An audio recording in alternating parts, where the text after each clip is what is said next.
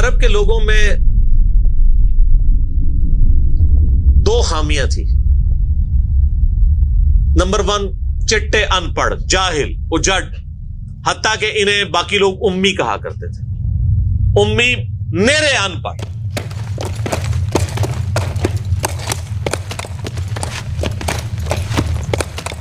دوسری خامی تھی کہ یہ لوگ آپس میں لڑتے رہتے تھے. خاندانوں کے خاندان ختم ہو جاتے تھے. پانی پینے پلانے کے اوپر جھگڑا ہوا ہے تو 10 سال لڑائی ہو رہی ہے. یہ دو خامیاں تھیں. نمبر 1 چٹے، ان پڑھ. نمبر 2 لڑاکو لیکن آپس میں. لیکن دو خوبیاں بھی تھیں. ایک خوبی یہ تھی کہ یہ ٹف ماحول کے عادی تھے. ریگستان کے رہنے والے، گرمیوں میں یعنی اتنے مشکل سفر کرنے والے، اونٹ کے اوپر مہینوں کے سفر، تھوڑا سا ساز و سامان کے ساتھ. اور دوسری خوبی یہ تھی کہ یہ جب کسی کو زبان دے دیتے تھے نا، پھر گردن ہی کٹتی تھی، پیچھے نہیں ہٹتے تھے. چاہے کسی دشمن کو بھی زبان دی ہے. اللہ نے ان کی یہ دو خوبیاں یوٹیلائز کر لی کہ زبان دی اللہ کے نبی علیہ السلام کو، انہوں نے جس نے دی، پھر گردن ہی کٹی ہے. اور دوسری خوبی کہ وہ ٹف ماحول کے عادی تھے لیکن لڑتے آپس میں تھے. اللہ تعالیٰ نے ان کی خامی کیسے پوری کی کہ ان کو ایک لیڈر ایسا دے دیا جس نے سارے قبائل کو ایک جھنڈے کے نیچے جمع کر دیا. اور جہالت کے لیے دور کرنے کے لیے ان کو ان کی زبان میں کتاب دے دی. اب جس نے سورہ بقرہ، سورہ نساء، سورہ مائدہ حفظ کی ہوئی ہے، اس کے سامنے کوئی کرسچن کا پادری، کیا یہودیوں کا پادری وہ بیٹھ سکتا تھا؟ جتنے ان کے دلائل تھے انہوں نے وہ زبانی یاد کیے ہوئے تھے. تو وہ لوگ جو اپنے آپ کو سمجھتے تھے کہ ہم بڑے علامہ ہیں اور یہ امی ہیں، ان امیوں نے ان کو علم میں بھی الٹ کے رکھ دیا صرف ایک قرآن کی وجہ سے. اور اللہ نے لیڈر دیا، سارے عرب قبائل جمع ہوئے. وہ عربی جو آپس میں لڑتے تھے انہوں نے کبھی یہ سوچا بھی نہیں تھا کہ اگر ہم ایک جھنڈے کے نیچے جمع ہو جائیں تو ہم دنیا کی سپر پاورز کو الٹ سکتے ہیں، رومن اور پرشین امپائر کو. اور دیکھیں سر پھر کیسے الٹا ہے انہوں نے. ود ان 17 ایئرز ہر چیز اڑا کے رکھ دی ہے. صدیوں کی سلطنتیں، لاکھوں کی ریزروڈ آرمیز رومن اور پرشینز کی پوری دنیا پہ حکومتیں کر رہی ہیں. جدید اسلحہ ہے. اور ادھر یہ بدو ہیں جن کے پاس اونٹ ہیں، گھوڑے ہیں، تلواریں ہیں. نہ منجنیق انہوں نے کبھی دیکھی، نہ ان کے پاس اس طرح کے ہاتھی بڑے بڑے جو پرشینز کے پاس تھے. بس چل پڑے، کلمہ پڑے اور نکل کھڑے ہوئے. پھر دنیا نے دیکھا کہ ہر چیز کو الٹ کے رکھ دی. انہی کے اسلحے ان سے چھین کے انہی کو الٹ دیا. وہ ساری کی ساری بجلی کس نے بھری تھی ان کے اندر؟ اس کتاب میں.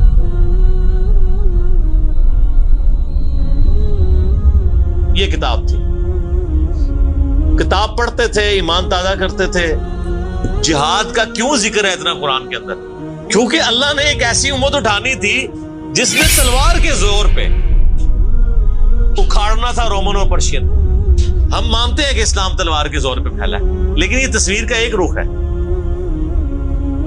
تصویر کا دوسرا رخ یہ ہے کہ جو بدماش صدیوں سے دنیا پہ حکمران تھے اور لوگوں کی رعایا کا استحصال کر رہے تھے، اپنی رعایا کا، ان پہ انہوں نے اتنے ٹیکسز لگائے ہوئے تھے. ان کو اکھاڑنے کے لیے کیا میٹھی میٹھی باتیں چاہیے تھی؟ طارق جمیل صاحب کے لیکچرز نے رومن اور پرشین امپائر اکھاڑنی تھی. یہ تو ان لوگوں کے لیے نہیں مسلمان ہو چکے ہیں. بدماش کب اپنی پوسٹ چھوڑتے ہیں؟ ان کو پھر اسلحے کے زور پہ ہی اکھاڑنا تھا. اور پھر اللہ نے صحابہ کرام کی تلواریں مسلط کی ان کے اوپر. جب اکھاڑ دی، فریڈم آف ایکسپریشن مل گیا، پھر معاملات سیدھے ہو گئے. اس زمانے میں بادشاہ کا دین رعایا کا دین ہوتا تھا. اگر کوئی رعایا کہے نا کہ میں بادشاہ کے دین سے الگ ہوتا ہوں، قتل ہو جاتا تھا. آپ پتہ عیسائیت کیسے پھیلی ہے؟ یہ تو سارے بت پرست تھے. کانسٹنٹائن 2 جس کے نام پہ قسطنطنیہ شہر تھا جو بعد میں مسلمانوں نے فتح کیا، سلطان محمد فاتح نے، ٹرکی والوں نے اس پہ ایک فلم بھی بنائی ہے، اردو ڈبنگ کے ساتھ ہے، ایک ہی نشست میں آپ دیکھ سکتے ہیں 2.5-3 گھنٹے کی، جو فلمیں دیکھتے ہیں ان کے لیے، مولویوں کے لیے نہیں۔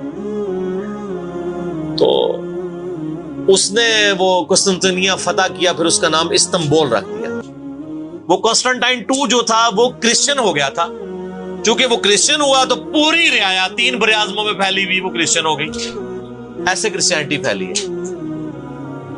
تو رعایا کو وہی دین رکھنا ہوتا تھا جو حکمران کا ہے۔ پہلے حکمران بت پرست تھا، عیسائیوں پہ ظلم ہوتے تھے، بعد میں جب حکمران ہی مسلمان ہو گیا، اس زمانے ظاہر عیسائیت اسلام کا ہی نام تھا، تو سارے پیچھے اس امام کے، یہ بڑا خطرناک معاملہ تھا۔ دوسری طرف پرشین جو ہیں وہ آتش پرست تھے، ان کے نیچے آتش پرستی کا دین چل رہا تھا، تو یہ پھر ضرورت تھی کہ فریڈم آف ایکسپریشن دیا جاتا۔ اسلام نے تلوار کے زور پہ ان کو اکھاڑا، ان کی بدماشیاں ختم کی، اور ایسی ختم ہوئی کہ بخاری مسلم کی حدیث ہے، نبی علیہ السلام نے فرمایا ان قریب کیسر ختم ہو جائے گا، پھر قیامت تک کوئی کیسر نہیں ہوگا۔ ہائے ہائے ہائے سر، یہ پروفیسیز اللہ کی تائید کے ساتھ ہی کوئی دے سکتا ہے؟ ان قریب کسرا ختم ہو جائے گا، قیامت تک کوئی کسرا نہیں ہوگا۔ دیکھ لیں 1500 سال ہو گئے ہیں، نہ رومن امپائر دوبارہ بنی، نہ پرشین امپائر دوبارہ بنی، حتیٰ کہ اب تو وہ کنسپٹ ہی ختم ہو گئے، ملکوں والا کنسپٹ آ گیا۔ اور اس زمانے میں یہ بات کرنا ایک ایسے شخص کا جس کے اوپر ایمان لانے والے گنتی کے لوگ ہوں، بہت بڑی بات، اور اللہ نے پھر اکھڑوایا۔ اور آج فریڈم آف ایکسپریشن ایسا ہے کہ آج تلاوت ہو رہی ہوتی ہے تو ٹرمپ بھی بیٹھ کے سن رہا ہوتا ہے، کیوں؟ حالانکہ وہ کرسچن ہے۔ فریڈم آف ایکسپریشن آ گیا۔ آپ جائیں امریکہ میں، آپ کسی مارکیٹ میں مسلح ڈال کے نماز پڑھیں، کوئی آپ کو منع نہیں کرے گا، الٹا آپ کے ساتھ سیلفیاں بنا رہے ہوں گے کہ یہ کیا ہو رہا ہے۔ تو پہلے کوئی سوچ سکتا تھا کہ فرعون کے سامنے کوئی نماز پڑھتا؟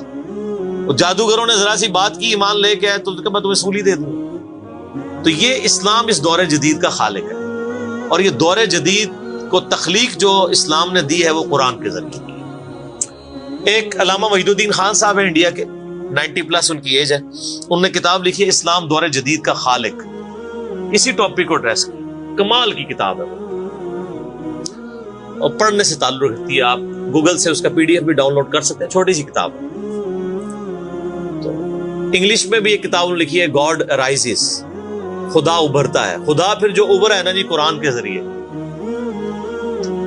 خدا کو تو خیر مخلوق کی ضرورت نہیں ہے، لیکن مخلوقات نے جو تماشا بنایا ہوا تھا نا، اس تماشے کو ہمیشہ کے لیے اللہ تعالیٰ نے اپنے پیغمبر امام اعظم سیدنا و مولانا محمد رسول اللہ صلی اللہ علیہ وآلہ وسلم کے ذریعے شرک کا خاتمہ کر کے قیامت تک کے لیے جو دین اسٹیبلش کیا اس کتاب کے ذریعے۔ اب یہ کتاب قیامت تک نبی علیہ السلام کا معجزہ ہے۔ یہ کتاب ہے سر جس نے دنیا پلٹ دی، اور یہ وہ کتاب ہے جو ہم صرف اپنی بچی کو جب رخصت کرنے لگتے ہیں نیچے سے گزارتے ہیں، ٹھیک ہے، اور چوم کے غلاف میں رکھ دیتے ہیں۔ اس سے زیادہ اس قرآن کو ہم کوئی اہمیت نہیں دیتے۔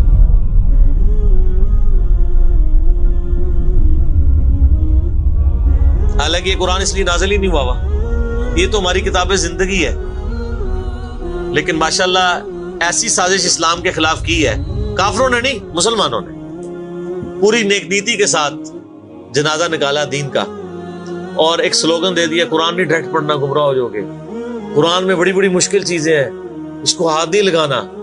یہ یہودی بات کرتے تو ہم کہتے ہیں یہ اللہ کے دشمن ہے، مسلمان کہہ رہے ہیں ہم کہہ رہے ہیں بالکل صحیح کہہ رہے ہیں۔ وہ میرا کلپ آیا نا پچھلے، لیکن اور ایک مولوی نے کہا ہے، تو وہ اسلام 360 کے اوپر جو اس نے حملہ کیا ہے، تو میرا کلپ بھی اس پہ ریکارڈ ہوا ہے۔ تو پہلے تو لوگ کہتے تھے یہ ہمیں باتیں کرتا ہے، اب تو ویڈیو میں لوگ ریکارڈ کرا رہے ہیں کہ جی قرآن ڈائریکٹ نہیں پڑھنا، آپ گمراہ ہو جائیں۔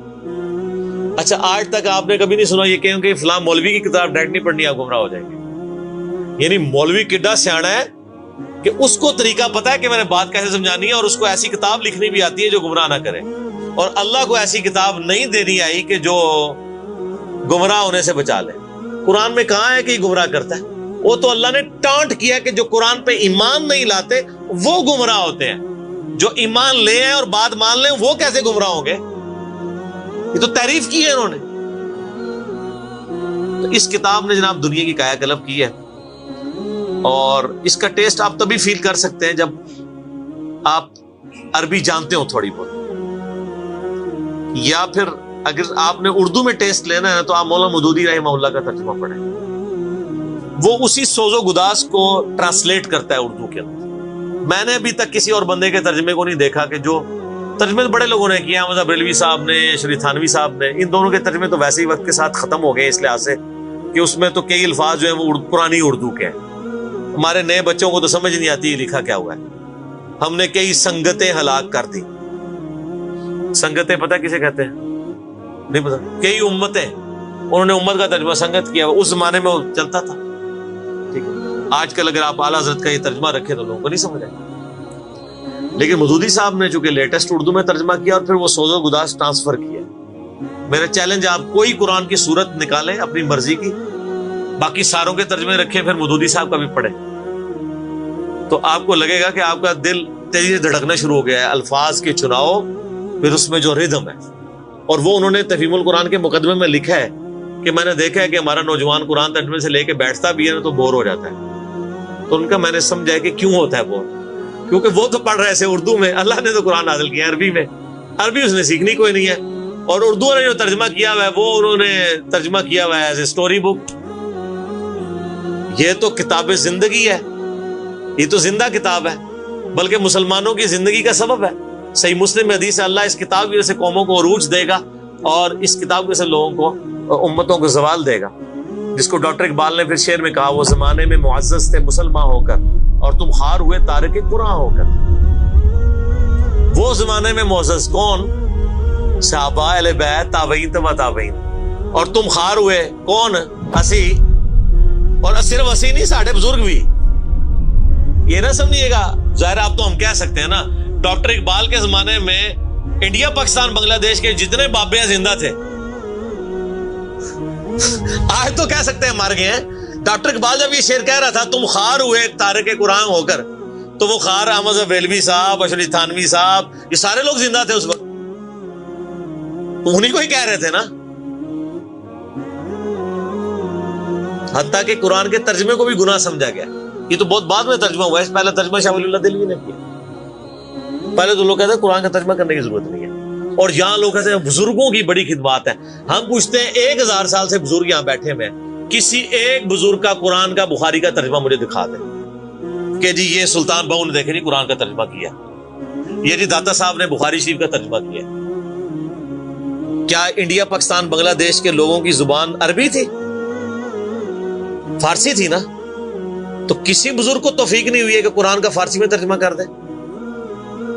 اتنا بڑا چھکا میں نے مارا ہے کہ قیامت تک یہ روئیں گے۔ آندہ کو کہنا بزرگوں کی خدمات ہیں۔ ہمارے پرائم منسٹر صاحب بھی کہتے ہیں نا جی وہ فرید الدین گنج شکر کی بڑی تعلیم۔ فرید الدین گنج شکر صاحب نے کون سا قرآن کا ترجمہ کیا؟ اگر کسی نے قرآن کا ترجمہ ہی نہیں کیا، بخاری مسلم کا ترجمہ ہی نہیں کیا، وہ کیا خدمات کرتا رہے؟ وہ اپنی تعلیمات دیتے رہے۔ صحیح غلط اس کا فیصلہ ہم نہیں کرتے، وہ تو پھر میں اور طرف چل پڑوں گا۔ صرف جو خدمات والا ڈونگ رچایا ہوا ہے نا، وہ میں آپ کو بتا رہا ہوں۔ جتنوں کے مزار بنائے ہوئے آپ نے، کسی ایک کا ترجمہ دکھا دے قرآن کا، تو یہ پھر انہوں نے جان بوجھ کے سیاست کی اسلام کے نام کے اوپر، اپنی باتیں کرواتے رہے۔ سر ان کو پتا تھا قرآن کا ترجمہ ہو گیا، سورہ زمر اور سورۃ الانعام اگر اردو میں آ گئی تو بابوں کو کس نے پوجنا ہے؟ سر بخاری کا اگر ترجمہ ہو گیا تو ساروں نے تو رفع الیدین سے نماز پڑھنی ہے، بابے سارے بغیر رفع الیدین والے نے۔